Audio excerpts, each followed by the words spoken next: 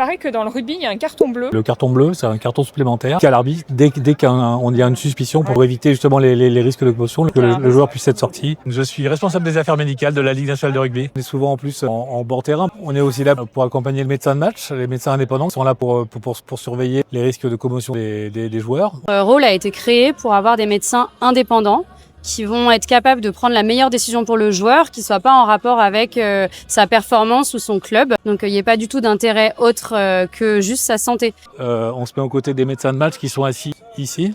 Qu'est-ce qui vous plaît le plus dans le fait d'être médecin de match? Je suis médecin urgentiste, je travaille au SAMU, je travaille à Grenoble et une ville où aux urgences on reçoit énormément de patients qui ont subi des commotions cérébrales sur d'autres sports, le ski, le VTT. En tant que médecin de match, j'ai pu apporter cette expertise-là à mes collègues. J'ai beaucoup joué au rugby, ce qui me permet de bien connaître le jeu et de pouvoir comprendre les situations qui peuvent mener à des commotions. Sachant que vous êtes à la retraite, pourquoi vous avez décidé de revenir? Ça me permet de transmettre et la transmission c'est important. Alors là, on va dans la salle dans laquelle on réalise les protocoles commotion. Donc c'est là où on emmène les joueurs pendant le match, on a besoin de les tester. PIAC veut dire Head Injury Assessment, ça veut dire protocole commotion en français. Ce qui nous permet de pouvoir revoir l'image avec le joueur ou réaliser correctement notre protocole. Puis on a 12 minutes pour le faire. S'ils valident le protocole et qu'ils n'ont pas de signes neurologiques, ils retournent au jeu. S'il y a des urgences et des grosses tensions, il faut essayer de rester le plus serein et le plus calme possible. On est encadré par des règlements médicaux extrêmement précis. Et puis c'est aussi la Ligue nationale de rugby qui a un rôle à la fois de